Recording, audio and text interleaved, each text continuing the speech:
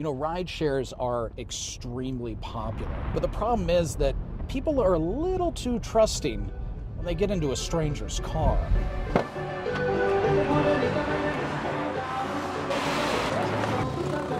Downtown Omaha, Saturday night. The Capital District.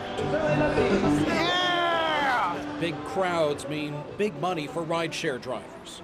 I don't think she's in here. I've seen just about everything you can imagine. Oh, that's just her phone. Oh my God. For more than 2 years, Steve, known as the rideshare dude, has picked up close to 11,000 fares. He invited our cameras to get a glimpse into a typical weekend. You never know who's going to get in that seat next to you. Not for entertainment, but to show mistakes riders make all too often. Are you for Taylor? No. Who are you for? I can't tell you that. You're not for Taylor? No. I let her open the door, and she asked if I was here for her. Oh, you're breaking my heart right now. You're not an Orange Giants Charger for Taylor. No. All I would have had to do is say yes, and she would have gotten in my car. She was probably so intoxicated that she couldn't judge the difference between an SUV and a Charger. Steve says that's the problem. People aren't paying attention, not even questioning before getting into a stranger's car. People tend to trust too much and will just jump in the car thinking, oh, this guy's fine. It can have devastating consequences. In March, 21-year-old Samantha Josephson disappeared in South Carolina after getting into this car. She mistook it for her Uber. The suspect used child locks on the doors so she couldn't escape. Her body was found just a day later. And that brought me to the questions that are asked and what happens with me before people get into my car. Also in March in Maryland, a woman is attacked by a man who claimed to be her rideshare driver. He follows her into her apartment building, attacks her in the elevator, demanding cash. He got into her apartment, stole some stuff, and took off. It turns out he wasn't a rideshare driver. With bar closing time looming, Steve's business picks up. There are literally dozens of people standing outside looking at their phones, trying to figure out if they're going to get a ride. Hi! Hello. This woman grabbed the door handle without asking. She and her friends hop right in without hesitation. Okay, how do you know I'm Steve? What's your name and date of birth? Nobody asked me. The last things that can get them into a dangerous situation, like, are you Steve? Well, any guy could pull up in a car and say, yeah, I'm Steve, get in. Steve gets the word out, the do's and don'ts. So what did you check before you got in my car? I checked the color of your vehicle and the make and model of your vehicle. And your name before I got in. Some are vigilant already. Steve wants to educate, remind riders to pay attention, take the time to learn the car, the license plate, and most importantly, the driver. All it takes is one question. What's your name? It's so simple. That's what goes through my mind. There's only one person that's going to say Steve, and that's me. Nobody else. Rideshare companies post safety tips on their websites, but there's really nothing better than to teach people in real time like Steve does. Everyone gets a card.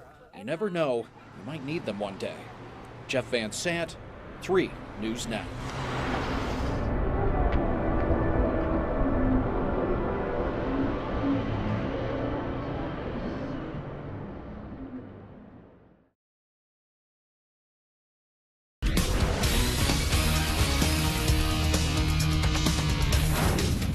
Tonight at 9, the father of a newborn was nearly stranded without a place to stay after an airline would not let him board with his 4-day-old daughter. You know, when Jeff Van Sant pitched the story today in our news meeting, man, everybody was talking about this one. All thanks to one Valley woman, his misfortunes ended up turning into a blessing. Jeff Van Sant with the exclusive tonight.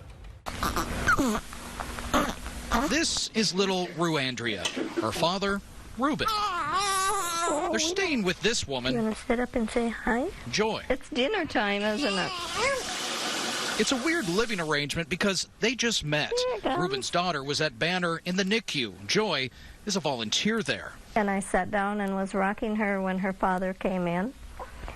And We sort of made a connection right away. A friendship is born. Ruben is in town from Ohio to pick up his newborn daughter he just gained custody of.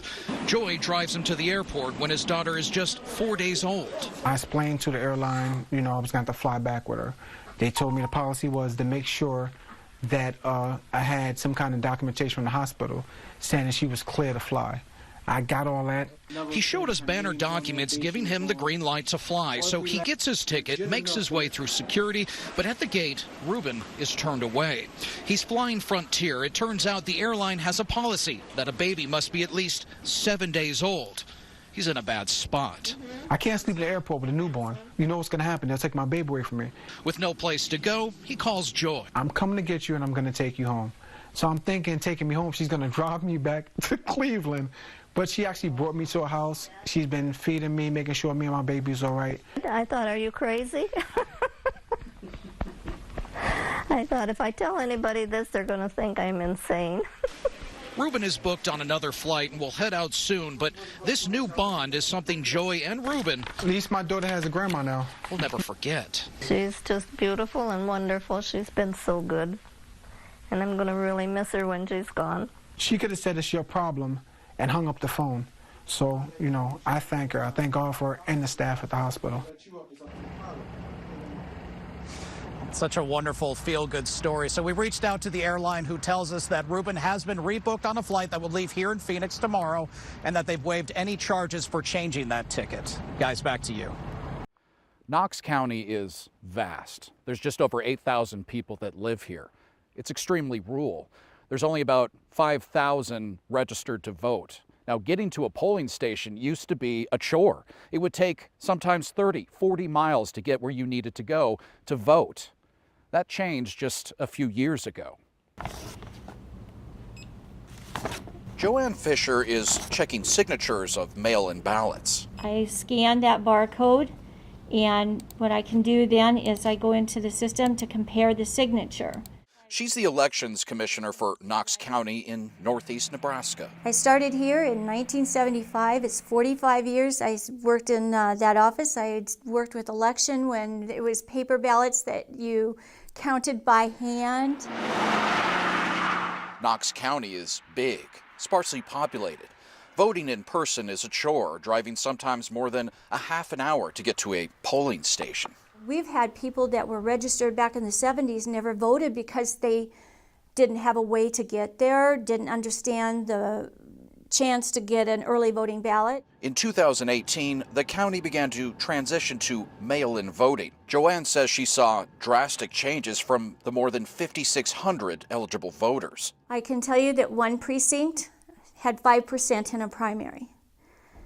5% is not very good. And of that precinct, now they were one of our first ones in 2018. They had this year, I should say in 2020 in the precinct, they had almost 50% turnout. From a 5% to 50% is amazing. She says ballots are coming back quicker, addresses are getting updated. She's never seen such participation before. We had one lady brought her ballot in, knocked on the door to hand it to me and says, "This is the first time I have voted since 1974. And she was so happy that we mailed her a ballot. It's really handy and it's safe. You don't have to worry about being anybody else's germs, and in a small community, standing in line for hours isn't a thing, but it's very convenient, and we could have mailed them. They give you the ballots postage paid, so we could have mailed them, but we decided we'd just drop them off here. 11 counties in Nebraska are mail-in only. 8 are partially mail-in. It's for counties with populations with less than 10,000 people. I think it's great. I think it's system that makes it easier for voters.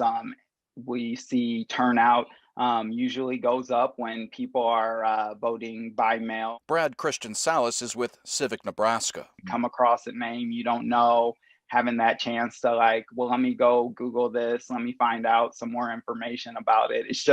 It's really a more just voter friendly. And that's exactly what Joanne has seen. People are more interested. They're learning more. This is coming from a person who has worked in elections for decades. She's proud, thrilled, And the numbers show that. We went from almost a 60% turnout in the primary, which was the best primary when I went back through the records. This is the best one. I'm hoping for at least a 75% in the general or more. When was the last time you've seen that? I haven't seen that. Ever? I can't remember that. I'd have to go back through the records, but I do not remember seeing that. Jeff Van Sant, 3 News Now.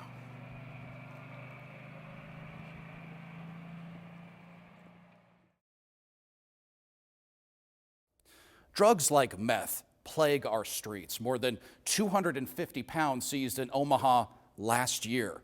Most of it comes from Mexico. The battle to stop the flow of meth in our country is constant. In this series, we'll take you to the southwest border with Mexico, and you'll see the enormity of this fight from the front lines. As you can see, it's sometimes a messy job. 2 unlikely friends. Josh is from California. Tyler from Omaha. Struggle is what brought these 2 together. It's like the little brother I never wanted. A struggle with addiction. For Josh, heroin. I started around 28. I got injured at work, got prescribed Vicodin, and then that snowballed into Oxycontin into heroin. Tyler, cocaine. It's a nightmare, because you're fine 1 second, and then next thing you know, you lose everything. Like, I've burnt so many bridges with my family and my friends. Their journey into drugs is all too common in our world. Fentanyl, meth, opioids plague the Midwest. To give you put it in perspective, last year we seized, just the DEA here in Omaha seized 250 pounds of meth, which is a lot of methamphetamine for this region. Years prior, we seized 80 pounds.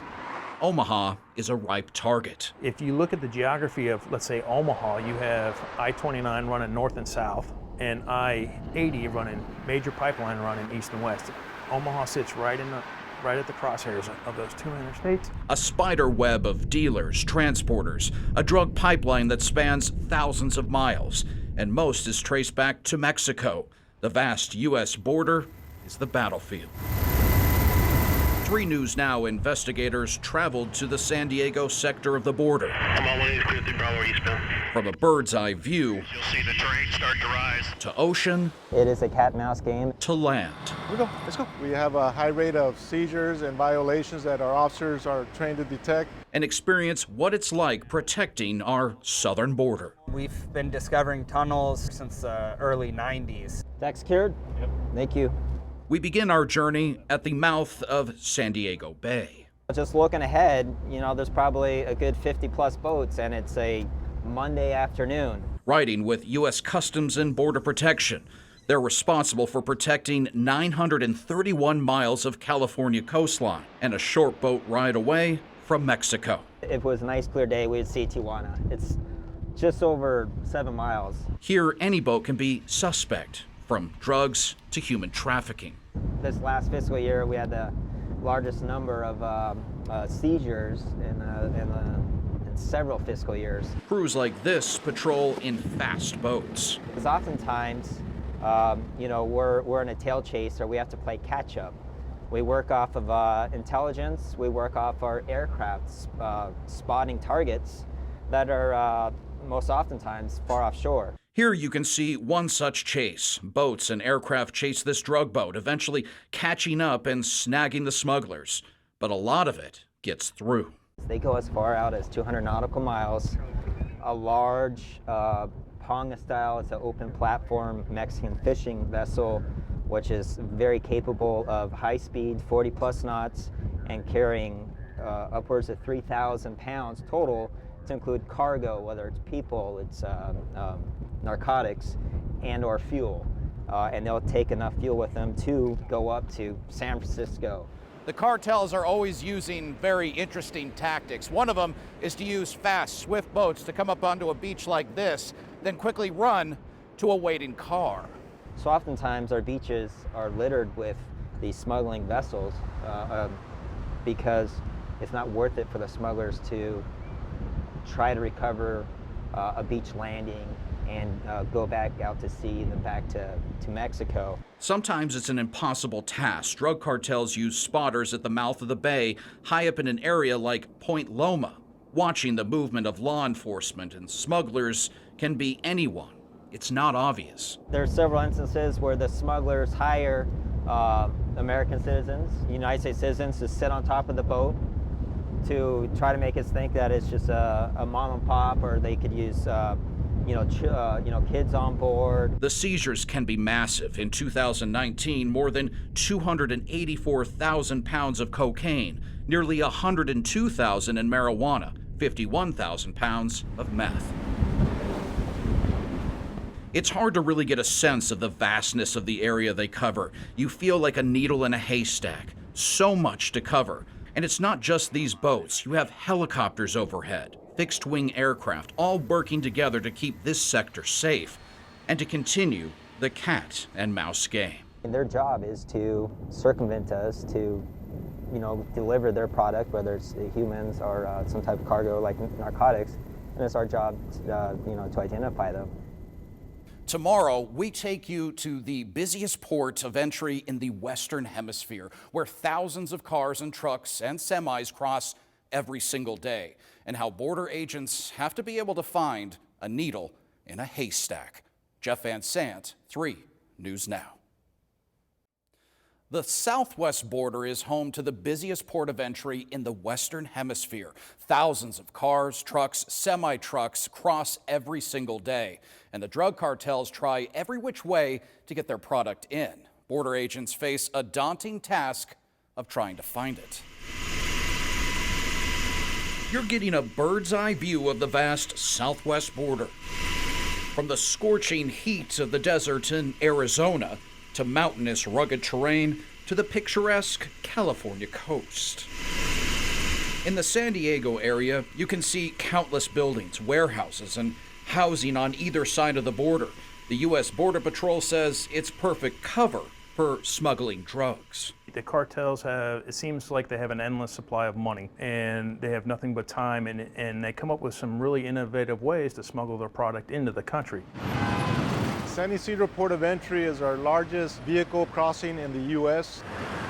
Each day, more than 70,000 cars and 20,000 people on foot cross from Tijuana into San Diego.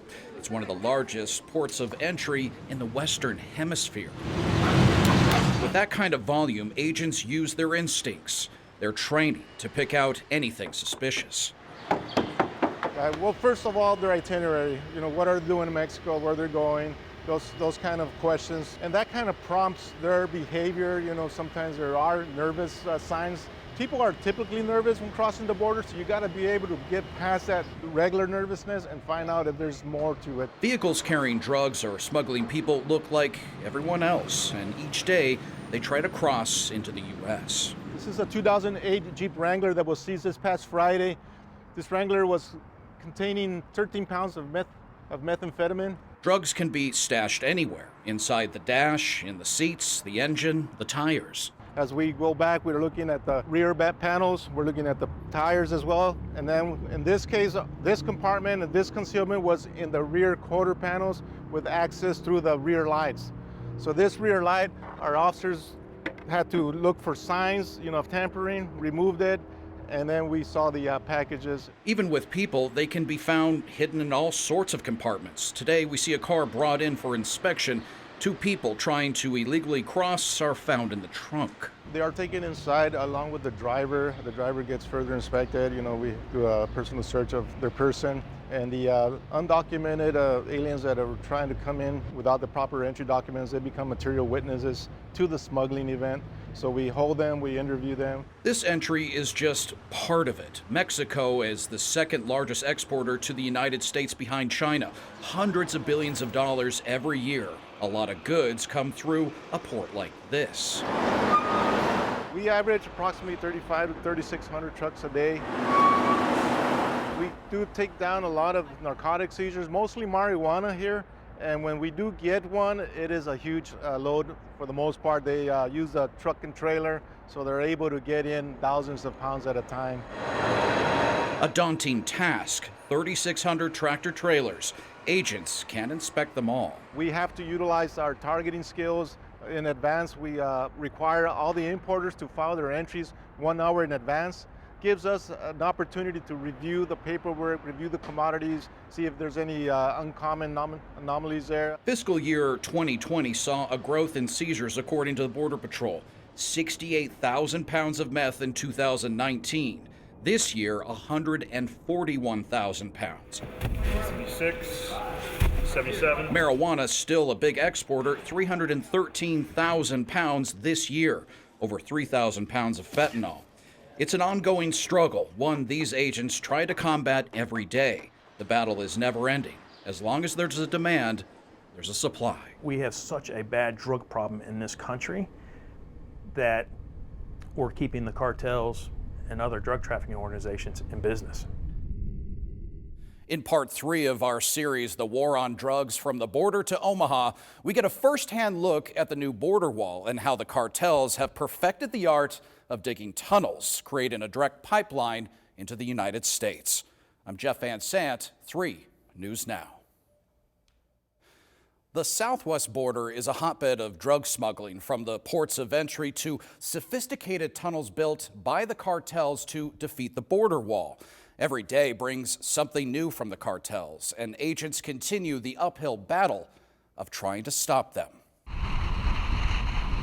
This is the San Diego sector of the southern border. On the other side, Tijuana. Border Patrol says this area has a history of violence going back decades. A lot of this area was extremely dangerous to patrol. A lot of assaults, a lot of agents were getting injured patrolling this area. The Sinaloa cartel works this sector. Its boss, Joaquin Guzman, better known as El Chapo, was arrested in 2016 and is serving a life sentence in the United States. The cartel is the most powerful and violent drug organization in Mexico.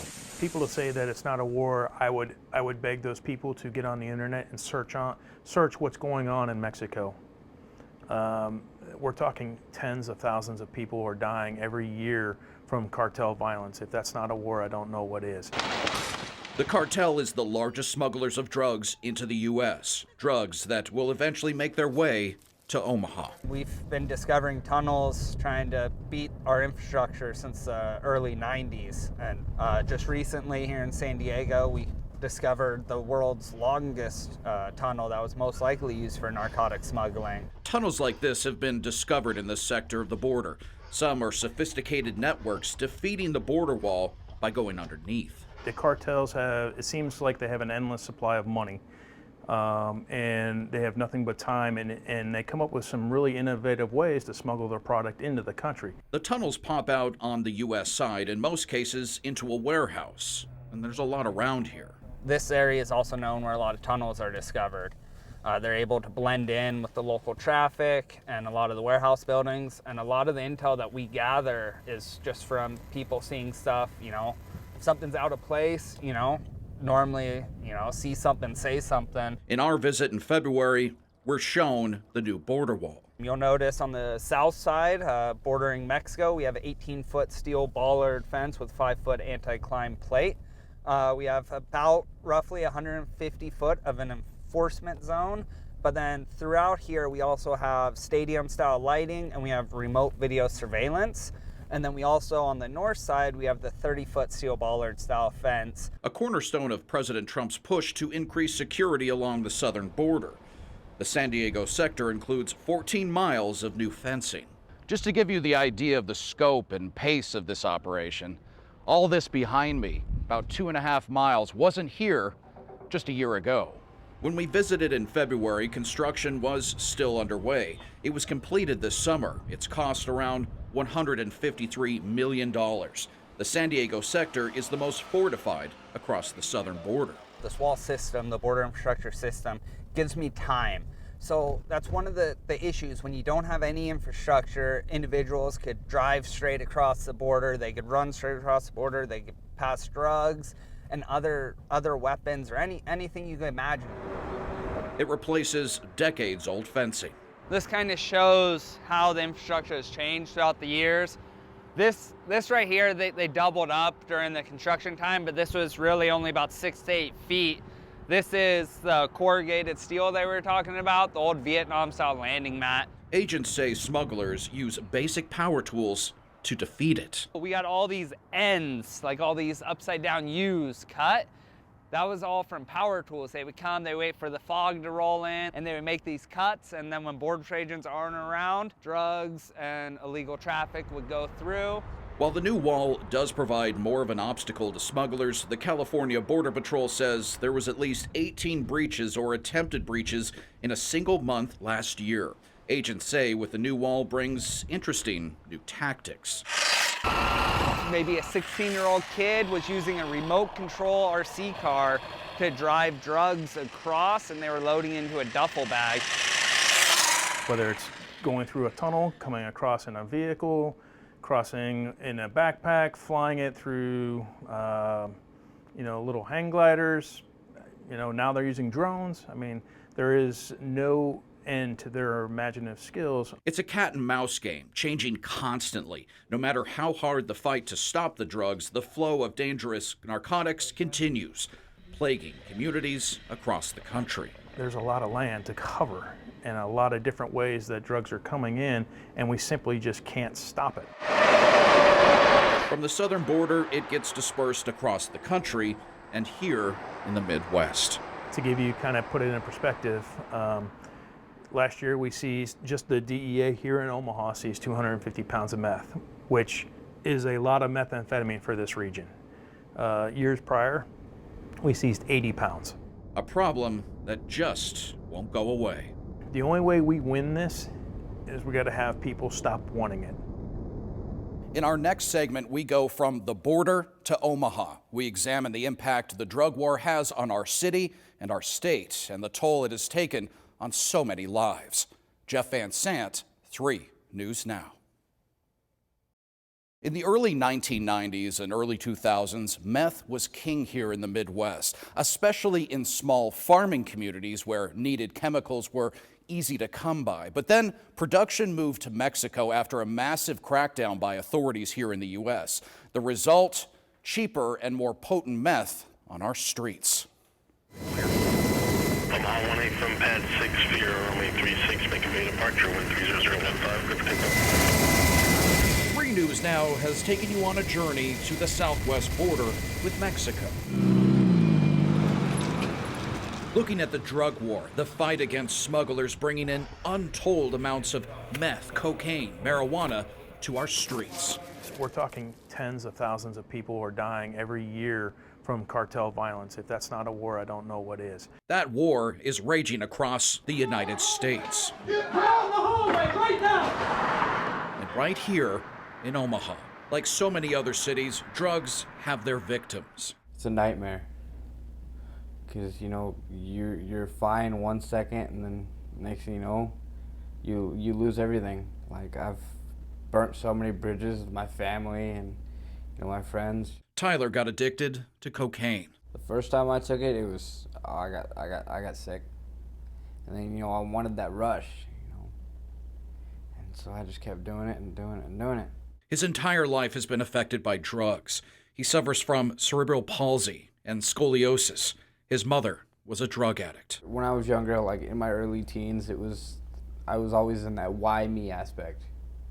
Like what did I do to deserve this? Because we used to get them from Pettit's Pastry a lot when I was a kid. He lives at Open Door Mission, trying to turn his life around, just like his friend Joshua. He's originally from California. He started out on prescription pills, then moved to heroin. At first, it was bliss. It was a good thing, because it was cheaper than pills, and it kept me going on an everyday basis. But within such a short period of time, I lost everything. Lost all my friends, my family, lost my sense of credibility. Just everything. His addiction is what brought him here to the Midwest. He got caught trying to smuggle meth from California into this area. Selling drugs to get by, just to support a habit. Never really made much off it other than just enough drugs to get high and get the next batch. Drugs like meth have been around since the 90s. Small communities in Nebraska like Beatrice were hit hard. One of the things we were seeing was high school kids young adults who otherwise hadn't been in the drug world would suddenly experimenting with meth and getting methamphetamines and getting addicted. Small communities like Beatrice were perfect breeding grounds for meth labs. Back in the late 90s, early 2000s, domestic production of methamphetamine was a huge problem, especially here in the Midwest. You have all the farming communities. One of the things we found was it was everywhere.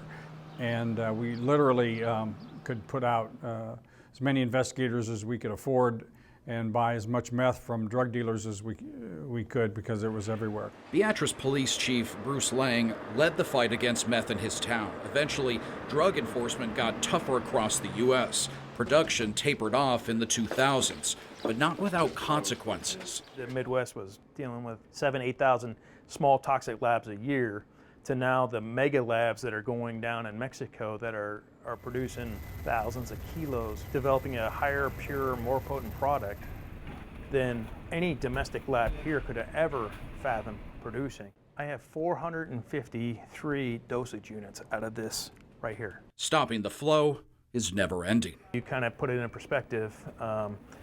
Last year we seized, just the DEA here in Omaha seized 250 pounds of meth, which is a lot of methamphetamine for this region. Years prior, we seized 80 pounds. If you look at the geography of, let's say, Omaha, you have I-29 running north and south, and I-80 running, major pipeline running east and west. Omaha sits right at the crosshairs of those two interstates. On any given day, Interstate 80 here is a pipeline for criminal activity. We've seen 20-year-old college students that are trying to make a little extra cash. We've also seen the 75-year-old retired couple that they're very good at it because they're not the type that you would suspect of being involved in that type of thing.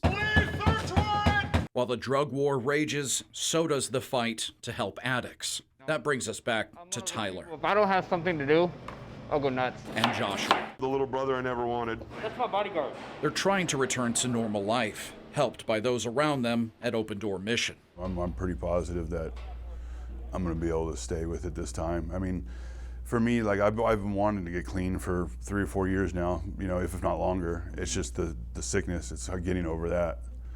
And, you know, now that I'm over it, it's time to just, you know, stick with it, stay clean. I have the greatest group of friends, and I'm so glad I'm here. I've actually decided to stay here because they have apartments upstairs you can rent, so I've decided to stay here and, you know, continue to use the support system that I've built up. Two guys who are survivors. They're reconnecting with family and friends, rebuilding their lives. As for the drug war, it's never ending. Law enforcement are doing their part, but say continued education in our schools or parents teaching their kids about the dangers of drugs are great tools in the arsenal.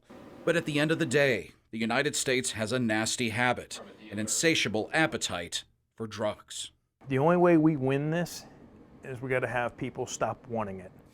According to the CDC, since 1999, more than 750,000 people have died from a drug overdose. Jeff Van Sant, 3 News Now. The Army Corps of Engineers have not changed their battle plan with the levee system since 2004. And a lot of politicians in Iowa, Nebraska, and farmers as well say this latest plan only leads to disaster. The Missouri River is vital to our area for those who live near it and farm, to wildlife like migrating birds, fish. They all have their role, and the Corps of Engineers have to try to balance all of this. But with the latest flood, there's calls for drastic change. You know, we've got miles and miles of these roads, and it's going to take weeks to fix this road. Farmer in Fremont County Supervisor Dustin Sheldon points out an all too common sight. Fields turned to lakes, and infrastructure damaged or destroyed. It's to the point now where it's serious. It's extremely serious because it's going to make the Missouri River bottom farmer an extinct person too. In the 1990s, the Army Corps of Engineers added the restoration of wildlife preserves and the creation of new sanctuaries to their to-do list. Critics claim over time this has slowed the river, building up sediment, making the river more shallow and wider. And farmers say the result is fast-moving floodwaters hitting with little to no warning, pointing out that this latest event is a prime example. The ecosystems they've destroyed from flooding like this, nothing's working. Nobody's getting any benefit out of this. Protection of life and personal property. At a recent hearing, Midwest lawmakers called on the Corps to change their priorities. But it needs to be protection of human life. Flood control needs to be number one. Life and safety issues. We also feel that that better control of the existing dams would be a step in the right direction. Putting wildlife on the back burner. Well, it's very important. I will not disagree with that. But is it more important than the life and safety of human beings, their livelihoods? I would say that no, it's not. We never sought to impinge flood control or any of the other authorized purposes that the Corps has. And we think that it's really important that we evaluate the cause of these things and then work together collaboratively to find solutions. Casey Cruz is with Fish and Wildlife. We think that sustainability of the river can include all of the authorized purposes, and we look forward to being involved with the basin and with the Corps. The priority right now is getting flood relief flowing, help those in need, get life back to normal. The Corps does have a plan to revisit its priorities, but this might take some time. For any changes to the master manual, it takes an act of Congress. State, local, federal, and tribal entities will have to find common ground, a way to create a balance, preserving nature as well as the livelihoods and lives of those who live near the Missouri River. Just change a few things here and there. We're not asking for the world, but we just want to be able to farm our ground and not flood out and cost everybody their livelihood. Jeff Van Sant, 3 News Now.